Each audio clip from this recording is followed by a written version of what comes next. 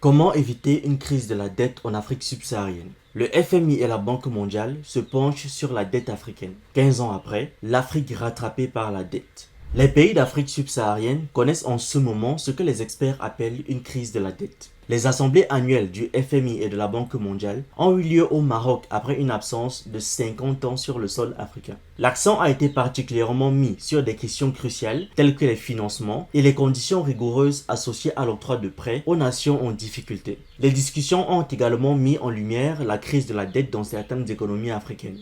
Selon le FMI, en 2022, la dette publique en Afrique subsaharienne a atteint 56% du PIB. D'après un récent rapport de la Banque mondiale, 22 pays africains font face à un risque élevé de surendettement ou ont déjà atteint ce stade, parmi lesquels figurent le Ghana, la Zambie, le Malawi et le Tchad. Actuellement, la Chine figure parmi les créanciers principaux de l'Afrique, tout comme les investisseurs privés. Les nations défavorisées se retrouvent dans une situation délicate, prise en étau entre les créanciers, la nécessité de stimuler l'emploi des jeunes, l'incapacité de contracter de nouveaux emprunts et les partenariats publics-privés. Le 18 juin 2023, le journal Le Monde titrait « L'Afrique retombe dans le piège de la dette », signalant ainsi un retour à cette situation moins de 20 ans après le cycle des fameux programmes d'ajustement structurel imposés par la Banque mondiale et le FMI avec la promesse de remise de dette. Comment expliquer ce cycle répétitif? Comment en sommes-nous arrivés à cette situation? Il ne s'agit évidemment pas simplement d'une crise de la dette, mais d'un enchevêtrement complexe de facteurs économiques, politiques et sociaux qui ont contribué à cette récurrence. Pour les nouveaux sur la chaîne, ici on parle de culture africaine, d'actualité, d'histoire et on s'édifie sur un ensemble de choses qui nous permettent d'anticiper et d'être prêts à toute éventualité. Sur nos autres chaînes YouTube, vous trouverez d'autres contenus tout aussi intéressants. Sur Ekima, on parle de sciences humaines et de business et sur Asani, on parle de jeux vidéo et de divertissement. Les liens sont en description.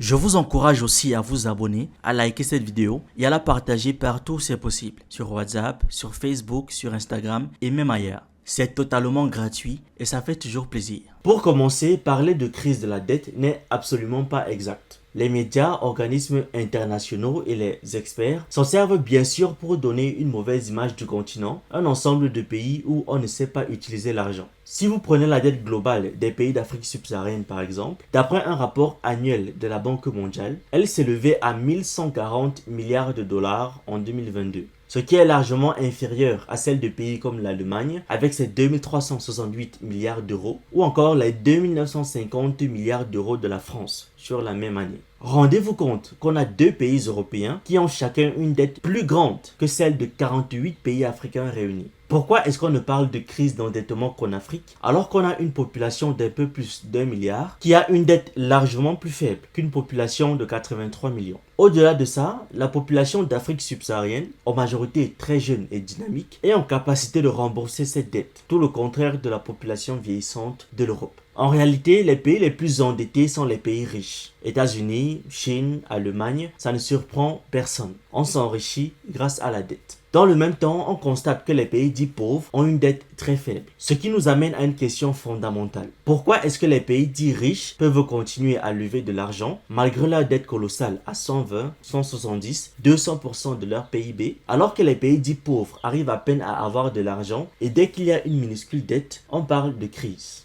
La réponse ne tient qu'en une phrase. Le système financier mondial et celui du commerce international ont été créés et établis de sorte à favoriser certains pays au détriment d'autres. On se retrouve alors dans une situation où les pays dits développés peuvent lever de l'argent comme bon leur semble, alors que les pays dits pauvres auront énormément de blocus. Les instances financières vont se reposer sur des arguments fallacieux tels que ils ne vont pas pouvoir bien gérer cet argent. Alors que dans le même temps, énormément de projets dans les pays dits riches se sont avérés être des gouffres financiers. Mais évidemment, ils peuvent encore en emprunter pour mener des projets. Si vous êtes une entreprise privée qui débute, vous avez besoin d'argent. Sinon, vous ne pouvez pas embaucher des gens et encore moins payer vos fournisseurs. Et c'est la même chose avec un pays dit pauvre. Vous avez besoin d'argent pour faire de l'investissement public, créer des entreprises publiques, des hôpitaux, des écoles, etc., etc. Et donc, à partir du moment où on ne vous accorde pas d'argent ou très peu d'argent, c'est clair que vous ne pouvez rien faire.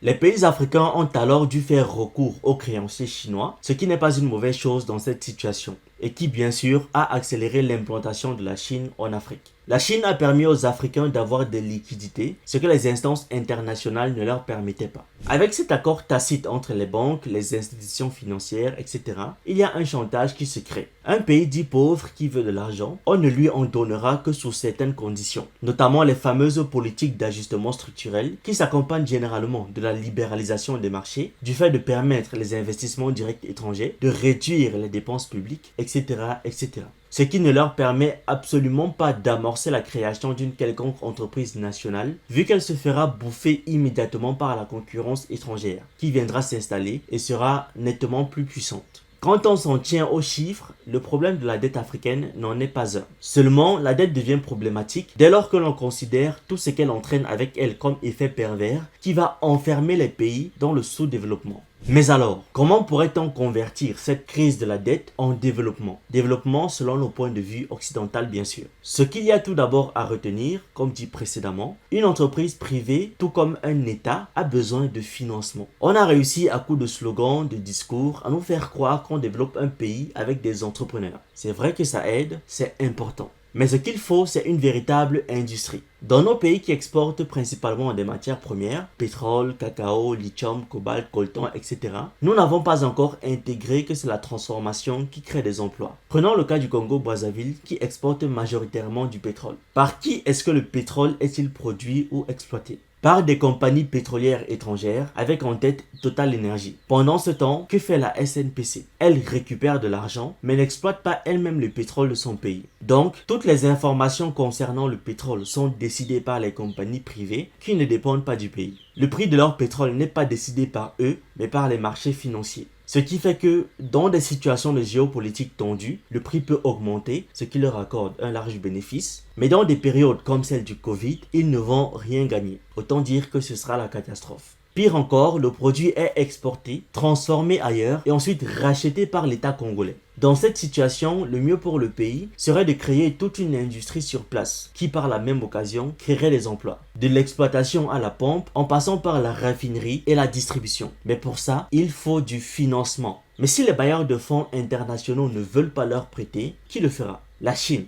Mais la Chine est aussi un pays qui cherche son intérêt. Donc, elle va demander une contrepartie. Accès aux matières premières, partage de production qui sera plus avantageux pour elle, etc., etc. Ce qu'il y a à retenir de tout ça, c'est que les pays dits riches se sont enrichis dans un monde où ils ont justement créé des conditions qui leur étaient favorables. Qui croyez-vous qu'un système financier composé de banques majoritairement occidentales va privilégier? Les pays dits riches peuvent lever des fonds tranquillement pour gérer leurs projets, mais les pays dits pauvres, même quand c'est pour réaliser un truc banal du genre un pont ou un simple centre de santé, on leur refuse l'argent. Un autre argument qui revient très souvent est celui de la corruption, de la paresse et de la fainéantise des Africains. Ça fait doucement rire. Ce qu'il faut savoir, c'est que pendant la période de la dette dans la zone euro, qui a débuté en 2009, on qualifiait les pays du sud de l'Europe, Italie, Portugal, Grèce, Espagne, avec exactement les mêmes mots. Ils sont corrompus, ils ne sont pas comme les Allemands, ils ne travaillent pas, ils ne respectent pas les règles, etc., etc.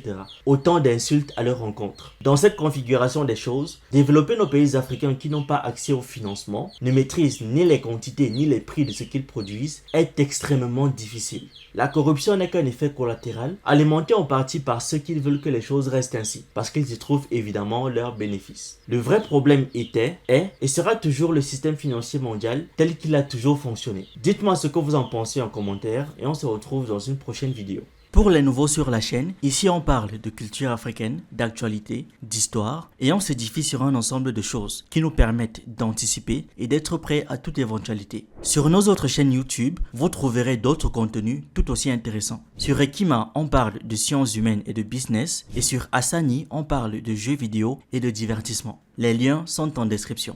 Je vous encourage aussi à vous abonner, à liker cette vidéo et à la partager partout où c'est possible. Sur WhatsApp, sur Facebook, sur Instagram et même ailleurs. C'est totalement gratuit et ça fait toujours plaisir.